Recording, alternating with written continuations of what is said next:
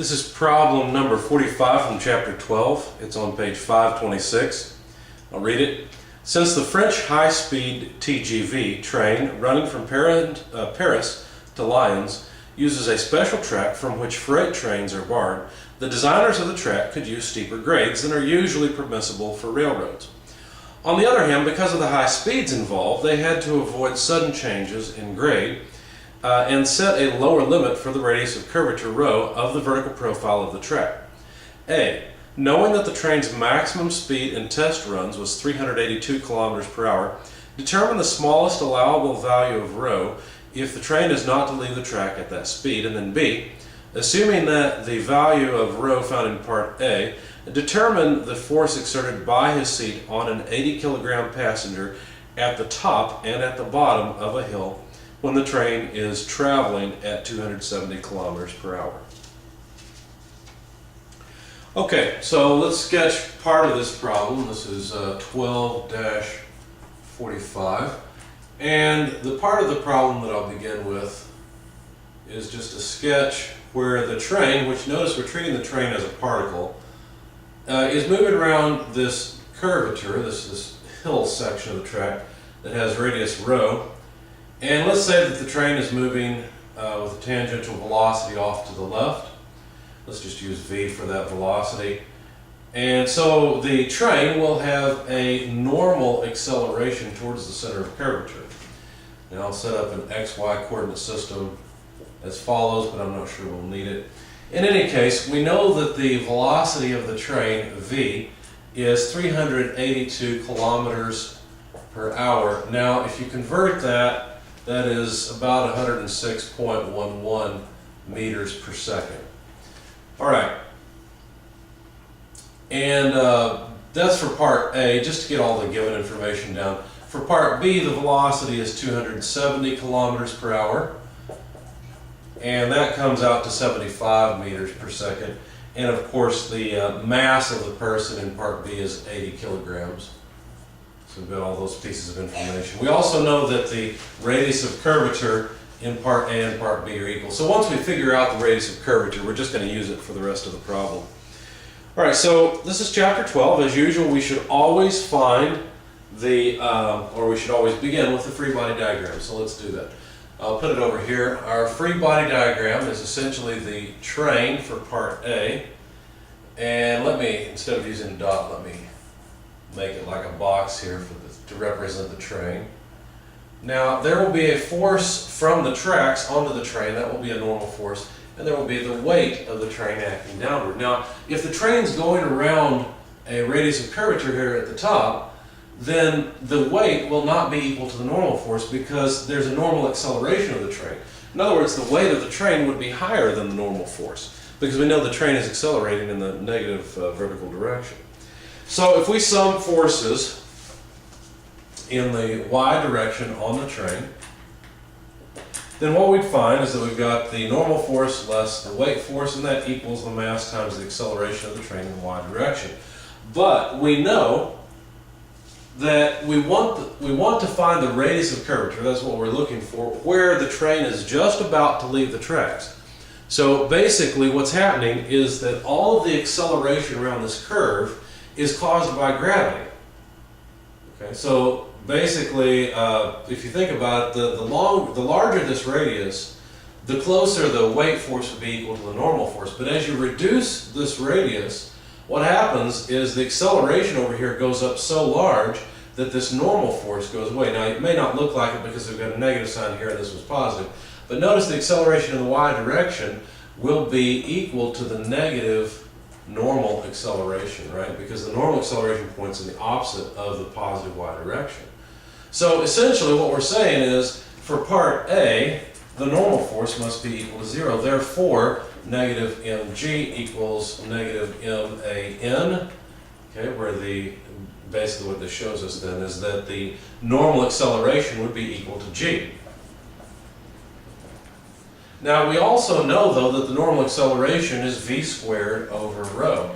And so this would allow us to calculate the minimum radius of curvature because we've assumed the normal force is 0. So really this is the minimum because of the way we've set up the equation. So anyway, just rearranging this quickly. If we solve for the radius of curvature, then that would be v squared over g. Okay? So calculating that out, for part A, 106.11 meters per second quantity squared divided by 9.81 meters per second squared, and you'd find that the minimum radius of curvature is 1147, so 1147.76 meters if you want that many decimal places. So for part A, we've found our result, and the result is a little over 1100 meters. Now, this is analogous to if you're driving on a backcountry road, you're going too fast. If you've ever experienced this, you're playing like your Dukes of Hazzard or something, you go up to a hill as fast as you can, and you notice when you crest the hill, you feel strange, something feels different. And some people describe it as butterflies in their stomach, or their stomach's coming up, or something like that. What's really happening, what you're really noticing, is that the force from the seat onto your body is going to zero. In other words, the normal force on you is going down to zero. Because basically you and the car, if you're going fast enough, are in free fall. So for example, if you go fast enough, your wheels will come off the road, and your body and the car will free fall together. I'll attach a video from the Vomit Comet, which is relevant to this. It's basically a commercial airliner that's been retrofitted for NASA, and what they'll do is they'll fly it along and they'll do experiments in what's called micro-G. Basically the plane goes in a sinusoidal pattern, so at the top, as it's looping down, or as it's going down actually, the plane is in free fall. And so you can do experiments that essentially in a way, basically gravity's not influencing the experiment because the whole thing's in free fall. But anyway, it's called the Vomit Comet for obvious reasons. People do get sick on this thing. But you get used to it if you fly on it several times. Frequently they'll let students from university come on board and perform experiments. But I'll attach that below this, this video if I remember it. But you can just search for the Vomit Comet if you're curious about it. So from part A, the minimum radius of curvature is 1147.76 meters, and there's our answer. So now we've got the radius of curvature, and the question is at the top and the bottom of the hill. So let's solve the top part first. So really part B has two pieces to it, and our free body diagram is essentially the same as it was before because we still only have a normal force and a weight force. Now notice, if the train's not going as fast, if the train's not moving at 106.11 meters per second, then there will be some normal force because the train's not about to fly off the tracks. It's not going so fast that it's about to lose contact with the rails. So there will be a non-zero normal force, and we'll have to take that into account. I've erased my free body diagram, but let me create it again. This time let me analyze the man instead of the train. So the man will have a normal force on him, and his weight will be acting downward. So this is the free body diagram for the man that's riding the train. Okay. Now the man's moving exactly like the train is because he's in contact with the train, so we can simply analyze it this way. Summing the forces on the man, we get essentially the same thing, right? Let me erase this part. He still has a normal acceleration, but that normal acceleration is negative, or the y acceleration is negative of the normal acceleration, which is negative v squared over rho. Now we know rho. We calculated that from the beginning, right? So that we're going to make the tracks with that minimum radius of curvature in the worst case scenario. And notice that in this particular situation, let's see, the normal force is not zero, right? Because we're in part B. We know the train's not moving as fast as it was before. Okay, so now let's see what we can do with this. We're supposed to find the force exerted by his seat. So in other words, we're supposed to solve for the normal force. So let's just do that. The normal force then would be equal to the mass multiplied by g less v squared over rho. Now be careful here. I have assumed that we're going over a hill, we're cresting a hill, not in a valley. And we'll see what happens when we go into a valley. The signs of our normal acceleration will change. But anyway, so let's solve the hill part first and see what happens. So this is the normal force, and we can just plug in numbers. We know that he is 80 kilograms, and the acceleration of gravity, 9.81 meters per second squared, less v. Now the velocity at this point is 75 meters per second. Once again, that still has to be squared. Divided by the radius of curvature, but we found the radius of curvature, 1147.76 meters. All right, so now if you plug all of that into your calculator, you find that the normal force on the man is 392.76 newtons. Now that probably doesn't mean a whole lot to you. So why don't we calculate the man's weight? The man's weight is calculated as mg. So basically this piece right here.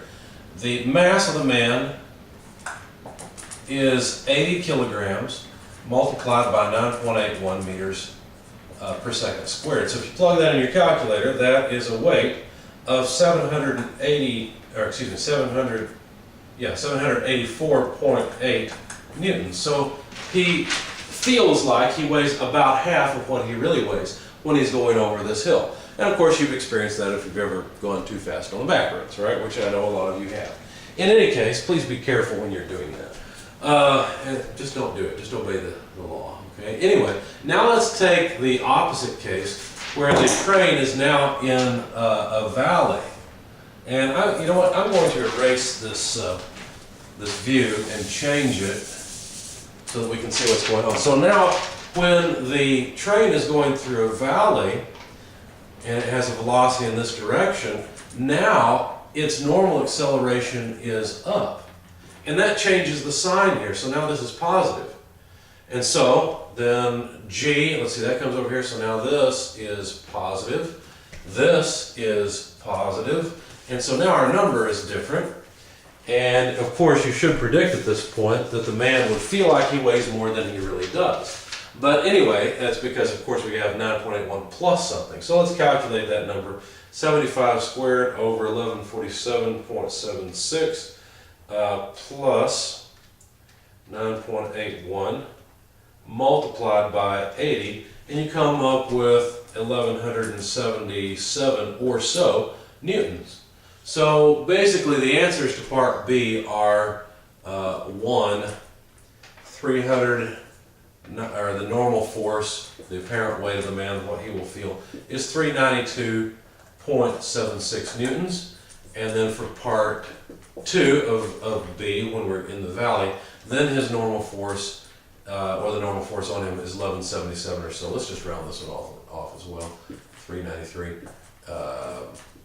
And so 1177 newtons is his apparent weight. So basically, if you go over the hilltop, you feel weightless, and then when you come down to the valley, you feel like you weigh more than you really do. You've probably experienced this if you've ever ridden a roller coaster. Roller coasters typically will have a long climb, and then at the top, there's a very steep decline. And you feel, once again, kind of like your stomach's coming up, like everything's rising. That's because as you go down the incline, there's very little force pushing up on you, okay? And so basically you're almost in free fall. Now, if you ever notice, that changes very quickly when you go down to the bottom of the ramp and it levels back out.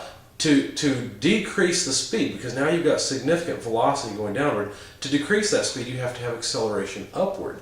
And that acceleration upward adds to the effect of gravity, and you feel like you weigh more, so you really feel yourself pushed into the seat as you go through the bottom of the curve.